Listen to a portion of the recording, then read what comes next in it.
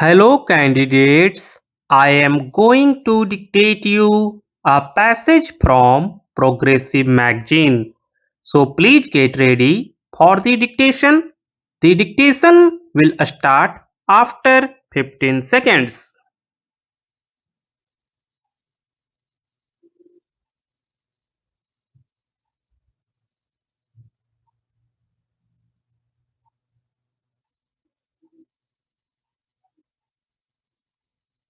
I rise to commend the Constitution Amendment Bill seeking to have an impartial and multi-member election commission. The object of the bill is simple but important. It seeks to provide for a multi-member election commission, removal of the members of election commission, including the chief election commissioner, from office only in like manner and on like grounds as a judge of the Supreme Court, and powers to the Election Commission to make rules for regulating its own procedure, etc. The present position under Article 324 of the Constitution is that the super superintendent's direction and control of the preparation of the electoral rolls for and the conduct of all elections to Parliament and to the state legislature, and of the offices of the state legislature, and of the offices of the President and Vice President are vested in the Election Commission. Clause 2 of the article visualizes that the Election Commission consists of the Chief Election Commissioner and such number of other election commissioners as the President may from time to time fix. But unfortunately, the Commission continues to be a single-member body in spite of the demand in Parliament, the press, and the public platform. The Chief Election Commissioner, the words election commissioners are incorrect, is the sole authority in all matters pertaining to preparation of the electoral rolls and conduct of election of the President, the Vice President, and members of Parliament and of state legislatures. In this largest democratic electoral system in the world, the entrustment of one single individual with this task, which has a great bearing on the functioning of democratic institutions, is not desirable. What are the duties and functions entrusted to the Election Commission?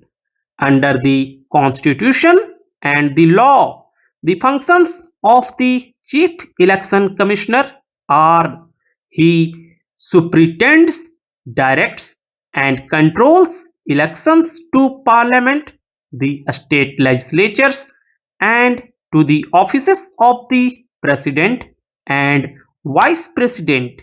He is also responsible for preparation and revision of electoral rolls for all these elections. It is his duty to see that the electoral rolls are kept up to date at all times. He is required to superintend elections, to fill casual vacancies in Parliament and state legislatures. He is required to give his opinion under Article 103 and 192 when a vital question arises, whether of Parliament or of a state legislature, subject to any of the disqualifications. The Chief Election Commissioner also directs and controls the preparation of electoral rolls of states as well as the union territories and settles the program of work for them, orders the holding of by-elections to fill up casual vacancies. He supervised the work of the chief electoral officers in states and union territories regarding elections. He examines the reports submitted by the electoral officers regarding filling of accounts of election expenses by contesting candidates and disqualifications of defaulting candidates. He considers and takes decisions on representations for removing disqualifications incurred by the candidates. He hears cases relating to recognition of political parties and allotment of symbols. He prepares the reports on general election and performs certain duties required under the Representation of the People's Act 1950 and 1951 and the rules made thereunder.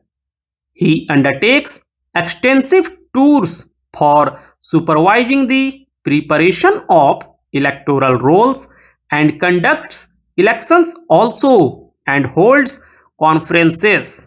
He also attends to administrative and financial matters pertaining to the Commission's organization and its functions. These are, in short, the functions of the Commission. Would it be possible for one individual to do full justice to the task assigned to the Commission, and can a single individual loaded with so many important duties present a picture of efficiency and impartiality? In my opinion, he can never. In this respect, it would be worthwhile to quote what the Joint Committee on Amendments to Election Law had said. It is constituted by both houses of Parliament. It says that in order that elections based on adult suffrage in the country may be free and fair, it is essential that the election work should be spread and done throughout the length and breadth of the country, and that even in the remotest villages this work should be done in a manner so as to inspire the confidence of the people. The election machinery should be such that it may be functioned effectively in every village, town and city in an independent, impartial and fair manner. Gradually, elections have ceased to be a 5 years affair, but are held, if not every year, at least in every alternate year in some part or other of our vast country. The elections have therefore become a continuing process entailing enormous work on the Election Commission. The immensity of the task of the Election Commission and the complexities of the duties it is called upon to discharge are too obvious and do not require any elaboration.